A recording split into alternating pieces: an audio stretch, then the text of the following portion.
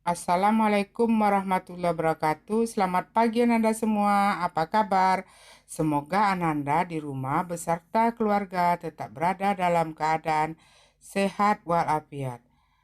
Tadi Ananda sudah belajar hari Kamis ini tanggal 12 Agustus 2021.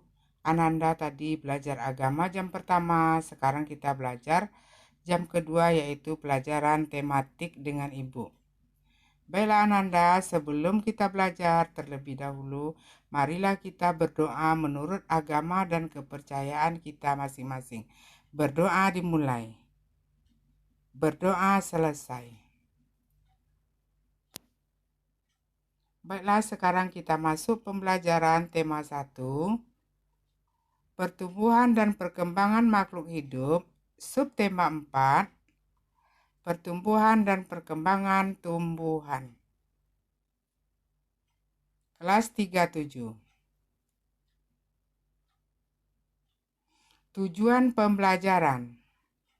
Ananda dapat mengenal jenis-jenis perkembangbiakan tumbuhan. Ananda dapat menyebutkan jenis-jenis tumbuhan yang berkembang biak dengan umbi-umbian, spora, dan perkembangbiakan buatan. Ananda dapat menyebutkan persamaan dan perbedaan perkembangbiakan dengan umbi. Ananda dapat menyebutkan kelebihan dan kelemahan tanaman yang berkembang biak dengan cara mencangkok. Ananda dapat menyebutkan cara-cara menjaga lingkungan. Ananda dapat menyebutkan sikap yang menunjukkan persatuan. Tetapi sebelum memasuki pembelajaran, Ibu akan mengulangi pembelajaran kita tema 1 sub 4 PB 1, 2, dan 3. Kemarin kita sudah belajar tentang perkembangbiakan alami. Perkembangbiakan alami kemarin kita belajar dengan perkembangbiakan dengan biji, tunas, umbi, dan spora. Kalau biji kemarin contohnya perkembangbiakan sepertinya contohnya adalah biji yaitu mangga, jeruk. Yang kedua tunas. Kemarin kita sudah belajar perkembangbiakan dengan tunas yaitu contohnya adalah tanaman pisang, tanaman bambu. Spora kemarin kita sudah belajar tentang perkembangbiakan pakis. Dan juga kita sudah belajar tentang kerajinan dari daun kering, yaitu kemarin mozaik. Baiklah, sekarang kita masuk pembelajaran ini. Kita masuki pertumbuhan dan perkembangan tumbuhan. Jenis-jenis perkembangbiakan tumbuhan. Yang pertama yang akan kita pelajari anak ibu, perkembangbiakan dengan umbi. Yang kedua, perkembangbiakan dengan spora. Yang ketiga, perkembangbiakan buatan. Perkembangbiakan dengan umbi. Anak ibu perhatikan, perkembangbiakan dengan umbi. Sekarang kita masuk dulu dengan jenis-jenis umbi. Yang pertama adalah umbi batang. Apa itu umbi batang Ananda? Umbi batang berasal dari bagian batang yang memiliki mata tunas. Contohnya Ananda perhatikan apa contohnya? Iya, ini dia mata tunas, yaitu kentang. Di kentang itu dia ada nampak oleh kita mata tunasnya. Yang kedua adalah ubi jalar. Ubi jalar di situ juga ada nampak di kulit luarnya itu adalah mata tunas Ananda. Sekarang jenis yang kedua kita masuk umbi lapis.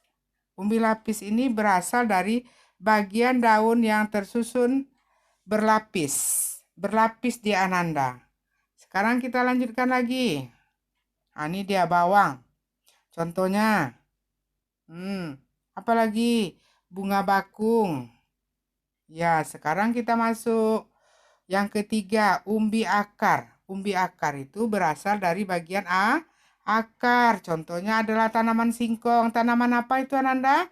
Ya, tanaman singkong. Tanaman apa lagi? Iya, lobak.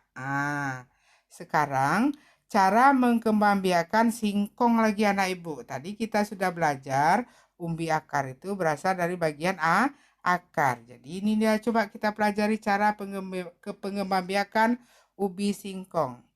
Yang pertama, batang ubi dipotong-potong. Kita potong-potong dia. Ini dia gambarnya anak ibu. Gambarnya batang ubi yang sudah kita potong. Selanjutnya lagi, batang yang sudah dipotong itu ditanam. Di mana kita tanam? Di lahan yang sudah kita sediakan dan terlebih dahulu sudah kita cangkul. Nah, ini dia batang itu nanti kita tanam dari lahan yang sudah kita cangkul tadi, Ananda. Nah, beberapa hari kemudian tumbuhlah daun di batang. Nah, di mana tumbuhnya, anak ibu? Daun itu tumbuh di batang ubi itu, anak ibu. Nah, ini dia ubi masih kecil batangnya, ini sudah besar. Jadi ini dia apa namanya, anak ibu? Ubi itu batang ubi itu dipotong dan ditanam, jadilah dia ubi yang generasi penerusnya untuk selanjutnya. Seperti itu cara penanamannya, anak ibu. Sekarang, apa saja makanan yang bisa dari ubi itu, anak ibu? Siapa yang tahu? Apa saja, anak ibu? Iya, yang pertama apa? Keripik. Iya, keripik ini kan sering kita lihat di warung-warung orang menjual keripik. Dan rasanya juga ada keripik cabai, keripik manis. Ini rasanya juga enak dan gurih dia, anak ibu. Ubi itu bisa juga dibuat getuk. Kalau kentang ini dibuat kentang goreng. Nah, anak ibu. Sekarang kita lanjutkan lagi pembelajaran kita, yaitu persamaan dan perbedaan. Persamaan dan perbedaan umbi batang, umbi akar, dan umbi lapis. Pertama kita pelajari dulu persamaan. Persamaannya terdapat di dalam tanah. Iya, perbedaannya dengan umbi batang terbentuk dari batang yang mengembang. Perbedaannya apalagi, anak ibu?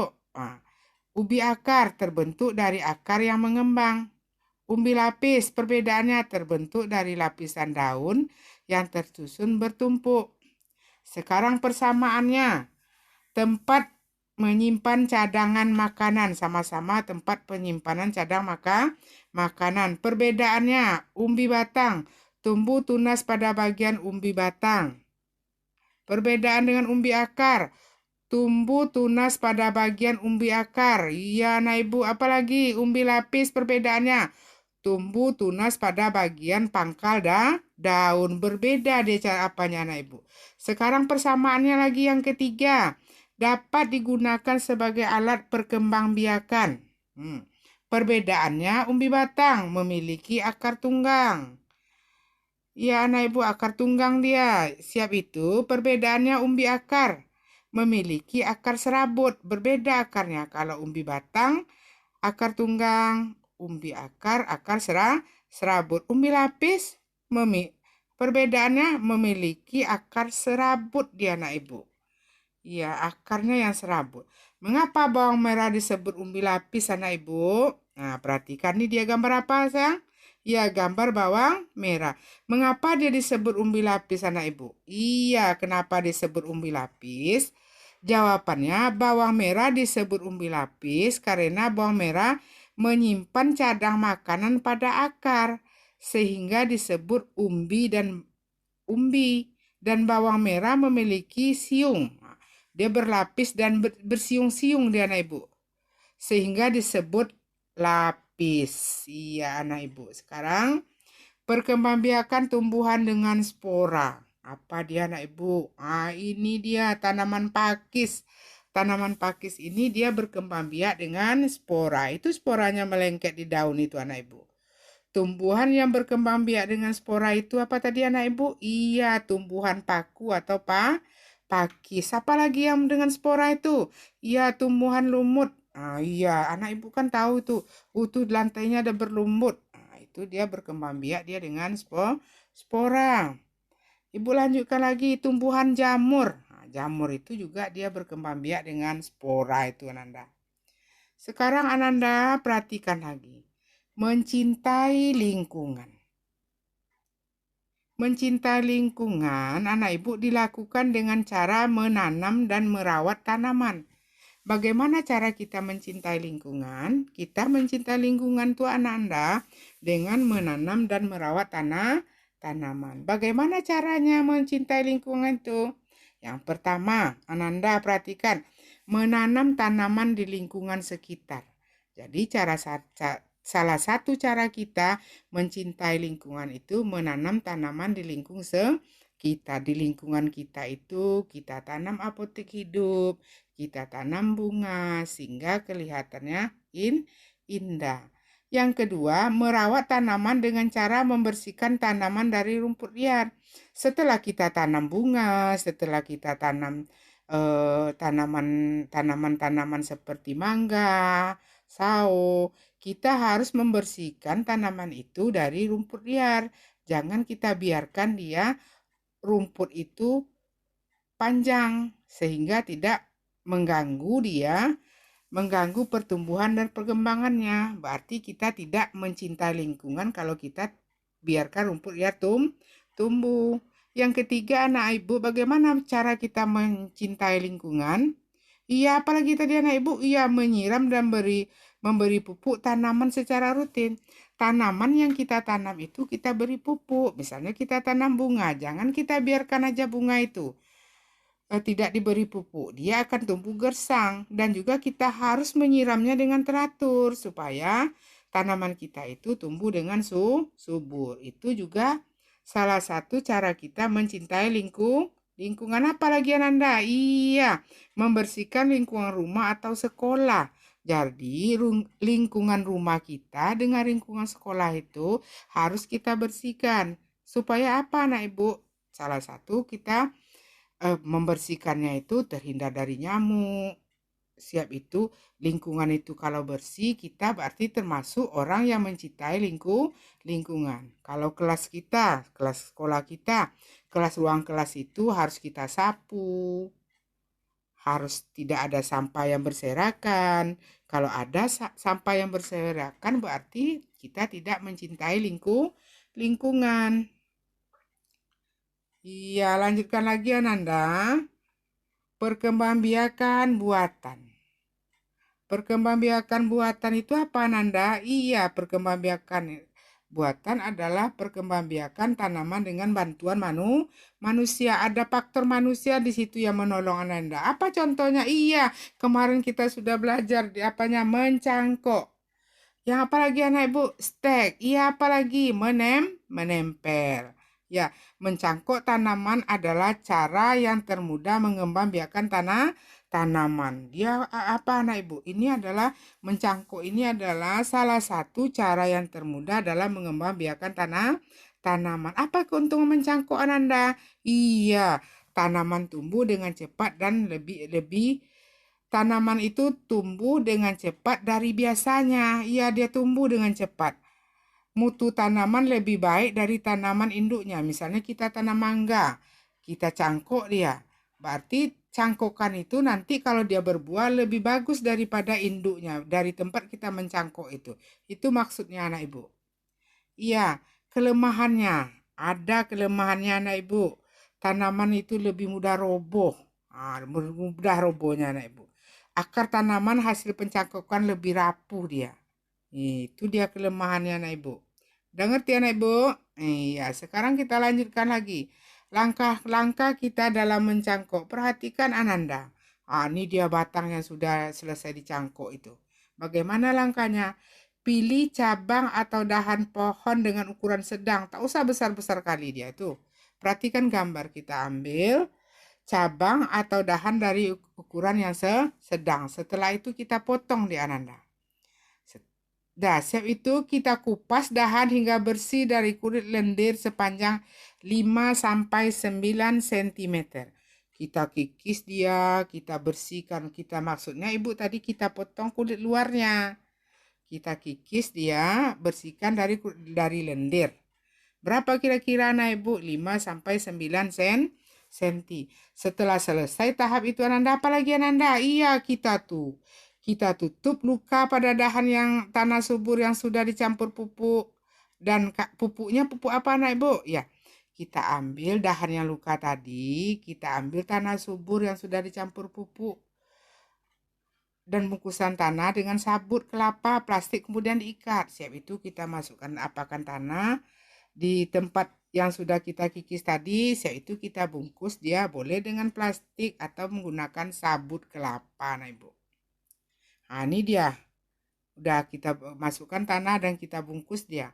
Setelah itu anak ibu, biar dia tumbuh tunasnya, siram cangkokan itu setiap pagi dan sore supaya akar akan tumbuh dalam waktu sekitar 1 sampai 2 bulan. Maksudnya akarnya itu dia anak ibu? Cepat dia tumbuhnya kalau seandainya dia dirawat. Kalau tidak disiram dia akan anak ibu? Iya, mati dia kalau tidak kita siram.